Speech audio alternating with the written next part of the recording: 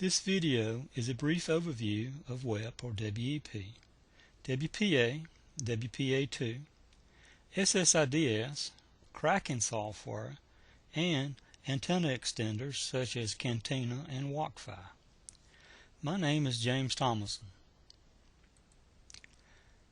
WEP stands for Wired Equivalent Privacy and meets the IEEE 802.11 standard. This is old technology now. If you are using it, you might want to consider a newer system or downloading a new security patch for your computer. WEP came about in 1999 and was used as a RC4 stream cipher. It was downgraded as the standard to use in 2004. Simple tools like AirCrackNG can break the encryption in minutes. The main weakness that WEP has is that the RC4 init vector repeats itself about every hour. That, along with the knowledge of plaintext, made it easy to crack. WPA stands for Wi-Fi Protected Access and uses the IEEE 802.11i standard and was adopted as a new standard in 2004. WPA is an extension of WEP with two new processes added: the four-way handshake, known as KIP, and the group key handshake. The top half of the diagram represents the four-way handshake.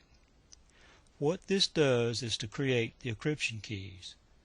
The access point sends its information called announce to the client station, and the client station constructs a paired transit key and sends it back to the access point plus the MIC, which is a message integrity code.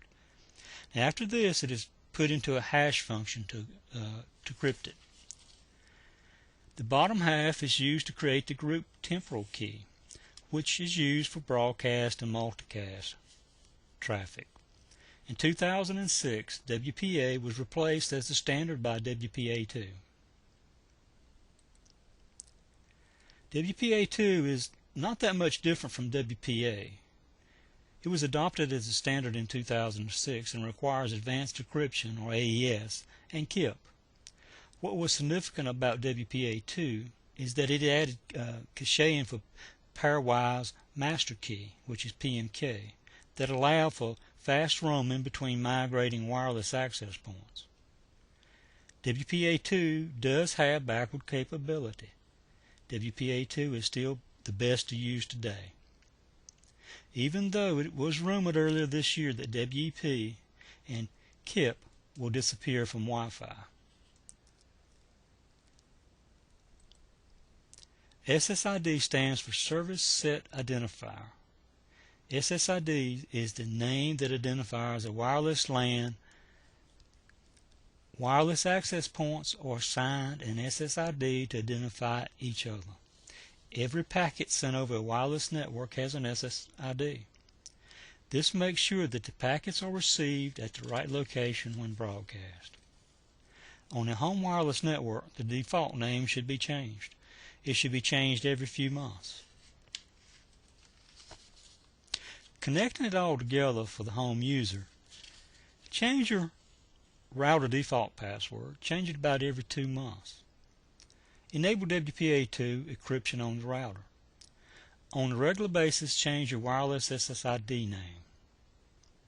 Don't use a family name for this or company name on a wireless LAN. Make it as close to 32 characters as you can. Now, on a small LAN, it's okay to hide the SSID, but I don't recommend doing this on a large LAN or XP system. Cracking software is any software developed with the intent to gain access to a network or host computer system. Here are a few. AirCrackNG, which is a WEP cracker, and it uses a dictionary attacks. AirSnort recovers encryption keys.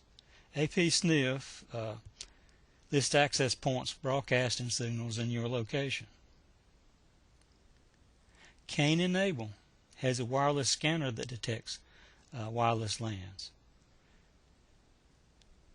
ComView for Wi-Fi is an analyzer for 802.11ab/G networks.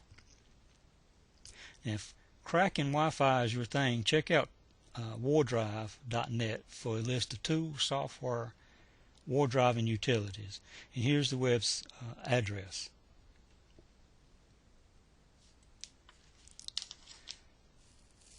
If you're a home user and want to increase the range of your Wi-Fi, you could get a repeater from Linksys or D-Link for around at home, which is a great thing to do.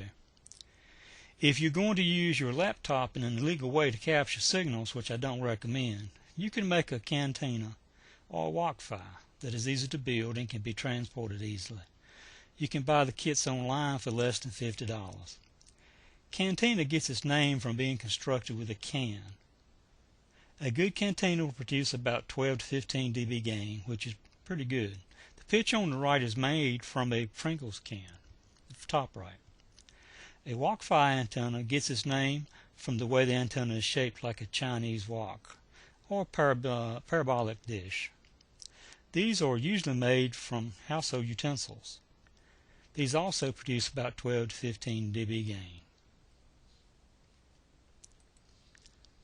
Materials for this presentation came from the following sources: the Computer and Information Security Handbook by John Orvaca, Wireless Network Hacks and Mods for Dummies from Danny Breyer and Pat Hurley, Hacking for Dummies by Kevin Beaver. Wikipedia also provided materials and diagrams. Cantina and Wi-Fi pictures from Google.com. Thanks for watching my video.